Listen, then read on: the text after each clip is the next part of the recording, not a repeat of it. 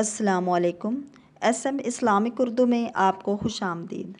حضرت خدیجہ رضی اللہ تعالی عنہا نے اپنی زندگی میں ہی حضرت زینب کا نکاح اپنے بھانجے ابو العاص سے کر دیا تھا، اور حضور اکرم صلی اللہ علیہ وسلم نے حضرت رقیہ یا ام کلثوم کا نکاح عتبہ بن ابی لہب سے کر دیا۔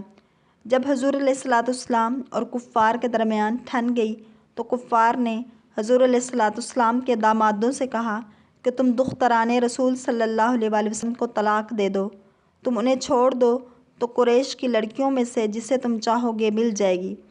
ابو العاص رضی اللہ تعالیٰ عنہ نے کہا، میں تو اپنی زوجہ سے کسی حال میں بھی جدا ہونے کے لیے تیار نہیں، کیونکہ قریش کی کوئی عورت میری بیوی کا مقابلہ نہیں کر سکتی۔ حضور علیہ الصلوۃ والسلام نے ان کے اس اقدام پر تحسین فرمائی، لیکن عتبہ نے کہا، اگر سعید بن العاص کی لڑکی میرے حوالے کی جائے تو محمد صلی اللہ علیہ وسلم کی بیٹی کو طلاق دے دوں گا۔ قریش نے سعید بن العاص کی لڑکی کا نکاح اس سے کر دیا۔ وہ بدبخت حضور اکرم صلی اللہ علیہ وسلم کی دختر نیک اختر کے ہاں اٹھ کر حضور پاک صلی اللہ علیہ وسلم کے پاس آیا اور کہنے لگا یہ آپ کا داماد دنا فتدلی وکان قاب قوسین او ادنیٰ پر ایمان نہیں رکھتا۔ پھر اس بدبخت نے حضور علیہ الصلوۃ والسلام کی طرف تھوکا اور حضور اکرم صلی اللہ علیہ وسلم کی ساجزادی کو طلاق دے کر نہایت بری باتیں کرتا ہوا واپس چلا گیا۔ حضور علیہ الصلوۃ والسلام نے اس کے لیے بددعا کی اور فرمایا، اے اللہ اس پر اپنے کتوں میں سے ایک کتا مسلط کر دے۔ اس وقت حضرت ابو طالب وہیں تھے۔ انہوں نے کہا، اے میرے بھتیجے، اب اس بددعا سے تو کس طرح بچ سکتا ہے؟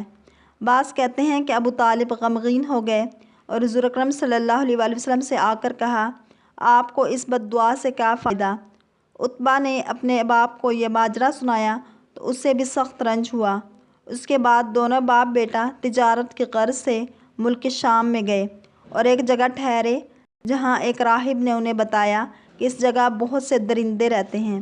ابو لہب نے اپنے ساتھیوں سے مددگاری و امداد کی درخواست کی، کیونکہ اسے پتہ تھا کہ حضور اکرم صلی اللہ علیہ وسلم کی بددعا سے وہ محفوظ نہیں رہ سکتا۔ انہوں نے تمام سامان کو ایک دوسرے پر رکھ دیا اور عتبہ کو اس پر سلایا اور خود اس کے گردا گرد سو گئے۔ آدھی رات کے وقت ایک شیر آیا اور ہر ایک کو سونگھتا ہوا سامان پر چڑھ گیا اور ایک ہی پنجے سے عتبہ کی آنکھیں نکال دیں۔ عتبہ نے شور مچایا اور جان مالک دوزخ کے سپرد کر دی۔ حضرت حسان بن ثابت رضی اللہ تعالیٰ عنہ نے اس واقعے کو اپنے ایک قصیدے میں نظم کیا ہے۔ اگر آپ کو ہماری ویڈیو پسند آئے تو لائک، شیئر اور سبسکرائب کریں تاکہ ایسی ویڈیوز آپ تک پہنچتی رہیں۔